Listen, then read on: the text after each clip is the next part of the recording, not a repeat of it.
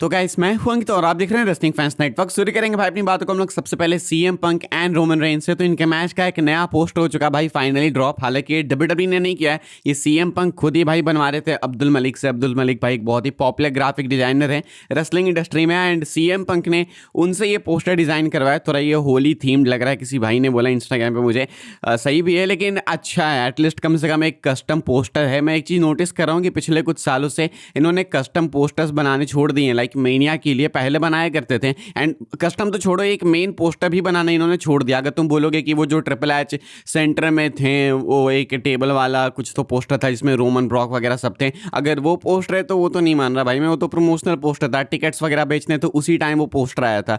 तो उसके बाद कोई पोस्टर ही नहीं आया। कायदे से देखो तुम तो पिछले कुछ सालों से मेनिया का पोस्टर ही नहीं आ रहा भाई। WrestleMania 39 was the last time जब मेनिया का पोस्टर आया था। 40 में कोई कस्टम पोस्टर नहीं आया, 41 में भी नहीं आया, एंड 42 में भी नहीं आया। एंड रेसलमेनिया के पोस्टर्स तो भाई एक्चुअली में मैटर करते हैं ना। हम लोग पीछे देखते हैं कि भाई रेसलमेनिया का ये ऐसा पोस्टर था, उसका वैसा था, इसका ऐसा था, लेकिन अब तो वो बात ही नहीं है। अब तो रेसलमेनिया के पोस्टर्स भाई रहे नहीं। अब ये पता नहीं क्या लेके आ गए। पोस्टर बनाने में कितना टाइम लगता है भाई, एंड आपके पास डिजाइनर्स है, सब कुछ है, तो पोस्टर क्यों नहीं बनाते हैं? ये ऐसी नॉर्मल सी चीज़ों में क्यों कॉम्प्रोमाइज़ किया जा रहा है, ये नहीं समझ आता है। वो जो ग्रैंड फीलिंग है रेसलमेनिया की, वो इन्हीं सारी चीज़ों से आती है। अब आप रेसलमेनिया की ग्राफिक ही नहीं बनाओगे। फिलहाल ये सीएम पंक रोमन का पोस्टर आया था, सीएम पंक ने खुद ही इसको शेयर किया था कल रात को, तो मुझे लगा आपको दिखाते हैं। इसको आप चाहो तो रेट कर सकते हो 10 में से जितना चाहो। आगे बढ़ते हैं भाई, हम लोग बात करते हैं अगली अपडेट के बारे में, जो कि Roman Reigns and CM Punk को ही लेके इनके मैच की बेटिंग ऑड्स आई है। कल मैंने आपको रात में बोला था कि हम लोग सुबह में बेटिंग ऑड्स को कवर करेंगे, एंड अभी बेटिंग ऑड्स इनके आ चुके हैं निकल के सामने। ये स्काई बेट की ऑड्स है भाई, एंड स्काई बेट के अकॉर्डिंग रोमन रेंस रेसलमेनिया में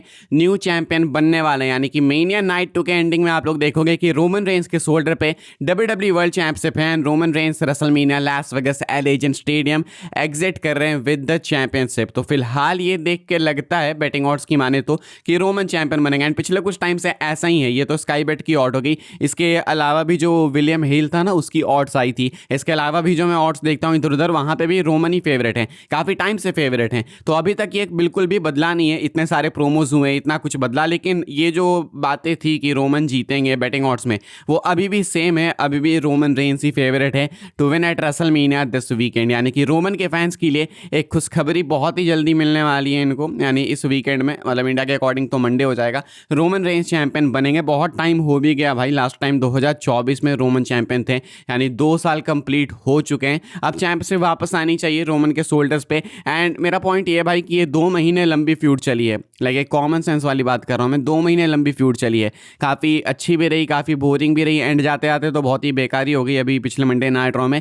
लेकिन बात है कि 2 महीने लंबा बिल्ड करने के बाद अगर फिर रेसलमेनिया के बाद चैंपियन अपना सेम ही है, तो कुछ बदला नहीं ना रोड टू मेनिया में। अब जब कुछ बदला ही नहीं, तो फिर मुझे नहीं लगता कि कुछ मजा है रेसलमेनिया के बाद। कुछ बदले मेनिया के बाद तभी तो बात बनती है भाई कि हाँ कुछ चीज़ें बदल गई, अब कुछ फ्रेश होगा। ऑल्सो रोमन रेंज इसके अलावा मुझे क्लूलेस दिखेंगे। अगर रोमन यहाँ पे नहीं जीतते हैं तो डायरेक्शनलेस दिख रहे हैं मुझे रोमन। इसके बाद रोमन क्या करेंगे? 2 साल नन टाइटल फ्यूड्स में रहे भाई, इधर उधर बीफ करी इन्होंने, लेकिन अब क्या? अब तो चैंपियनशिप आनी चाहिए। इसलिए मुझे लगता है कि बैटिंग और ज़्यादा रोमन को फेवर कर रही है इस साल। इनफैक्ट मुझे लगता है बहुत से ऐसे मैचेस हैं जहाँ पे आपको टाइटल हैंड चेंज करते हुए दिखेगी। फिलहाल Roman Reigns is the favourite to win at WrestleMania 42। हम लोग Randy Orton and Cody Rhodes की बात कर लेते हैं। इनके मैच में कौन फेवरेट है? तो ये भी स्काई बेट की ऑड्स एंड कहना है कि Randy Orton with Pat McAfee is the betting favourite to win the WWE title at WrestleMania this weekend. यानी कि जो अनडिस्प्यूटेड टाइटल है कोडी के पास, ये ऑर्टन के पास चली जाएगी मेनिया में। यानी कि नाइट 1 नाइट 2 दोनों में जो अपने मेन इवेंट्स है,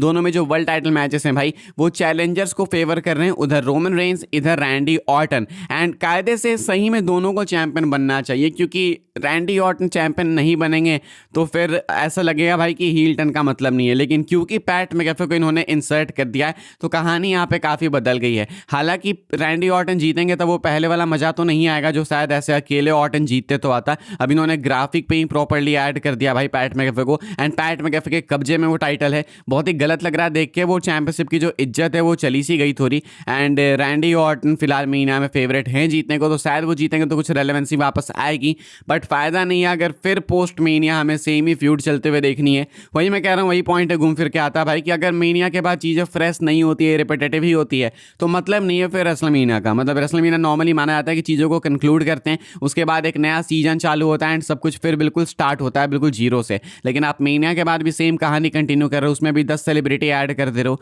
तो फिर मतलब नहीं बनता है। फिलहाल रैंडी ऑर्टन फेवरेट है नाइट 1 में चैंपियन बनने के लिए, नाइट 2 में रोमन फेवरेट है चैंपियन बनने के लिए। हालांकि इट्स कॉम्प्लिकेटेड, आप नहीं ऐसा बोलना मुश्किल होता है कि दोनों टाइटल मैचेस में न्यू चैंपियंस बन जाएंगे, ये काफ़ी रेयरली होता है, लेकिन क्या पता इस साल हो जाए। यानी तो एक न्यू चैंपियन होगा, एक जो है भाई रिटेन करेगा। आप देखते हैं कौन रिटेन करता है, कौन न्यू चैंपियन बनता है, या तो क्या पता दोनों ही न्यू चैंपियन बन जाए। वर्स्ट के सीनेरियो दोनों अगर रिटेन कर ले तो। आगे बढ़ते हैं भाई लोग, हम लोग बात करते हैं एनएक्सटी कॉलअप्स की। एनएक्सटी कॉलअप्स को लेकर मेजर अपडेट निकल के सामने आई है बॉडी स्लैम की तरफ से, एंड बिल्कुल कंफर्म हो गया है कि बहुत से सुपरस्टार्स एनएक्सटी के मेजर सुपरस्टार्स मेन रोस्टर पे जल्दी आने वाले हैं। पर बॉडी स्लैम कहा जा रहा है कि Jacy Jayne, Ethan Page, Joe Hendry and Sol Ruca have all been heavily discussed for main roster call-ups recently.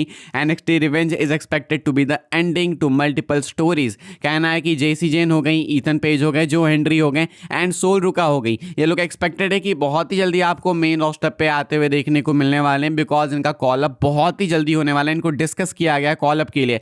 NXT Revenge जो अपना इवेंट होने वाला है, वहाँ पे मोस्ट लाइकली इन सबकी कहानियाँ कंक्लूड हो जाएंगी एंड इसके बाद ये मेन रोस्टर रेडी हो जाएंगे। ऑल्सो कहा गया था अभी इस NXT के एपिसोड के बाद, ये वाला जो एपिसोड हुआ, कि जेसी जेन जो है वो क्राउड से काफ़ी इमोशनली मिल रही थी, सबको गुड बाय कह रही थी एंड गुड बाय किसेस दे रही थी, तो मोस्ट लाइकली ये अपना फेयरवेल ही ले रही थी एनएक्सटी से। एंड देख के लगता है कि इनका मेन रोस्टर कॉलअप जल्दी होने वाला है, बहुत ही जल्दी आपको ये सुपरस्टार्स देखने को मिलेंगे डब्ल्यूडब्ल्यूई मेन रोस्टर पे। मुझे लगता है कि सोल रुका तो बिल्कुल रेडी हैं, ईथन पेज भी रेडी हैं, I am not so sure about जो हेनरी, जेसी जेन का भी मुझे पता है। फिलहाल ये लोग आपको जल्दी ही मेन रोस्टर पे देखने को मिलेंगे। आगे बढ़ते हैं भाई लोग, हम लोग बात कर लेते हैं रेसलमेनिया के स्टेज की। कोई फोटो नहीं है अनफॉर्चुनेटली, होती तो मैं आपको दिखाता, लेकिन इसके अलावा इसके बावजूद भी एक अपडेट है। जो स्टेज है भाई वो अभी फिलहाल एक्सपेक्टेड है कि डब्ल्यूडब्ल्यूई वाले सैटरडे को रिवील करने वाले हैं। वहाँ के अकॉर्डिंग फ्राइडे होगा, लेकिन अपने अकॉर्डिंग ये सैटरडे होगा एंड मोस्ट लाइकली या तो सैटरडे अर्ली मॉर्निंग, वो बिल्कुल टाइम नहीं होता भाई 2-2:30 बजे का, उस टाइम पे होगा,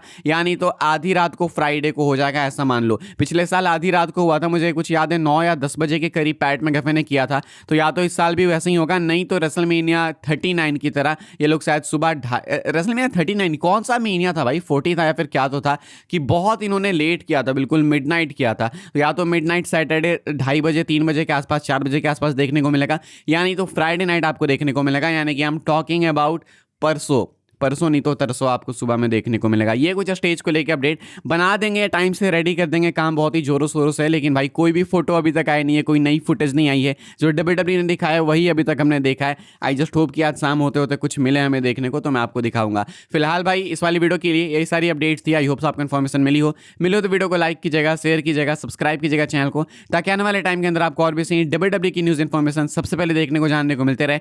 फॉलो कर सकते हैं आप लोग मुझे इंस्टाग्राम एंड ट्विटर, लिंक आपको मिलेगी डिस्क्रिप्शन में, ज्वाइन कर सकते हैं व्हाट्सएप चैनल को, उसके भी लिंक है डिस्क्रिप्शन में। मिलूंगा मैं आपसे अगली वीडियो में जल्दी ही, तब तक के लिए goodbye, thanks for watching.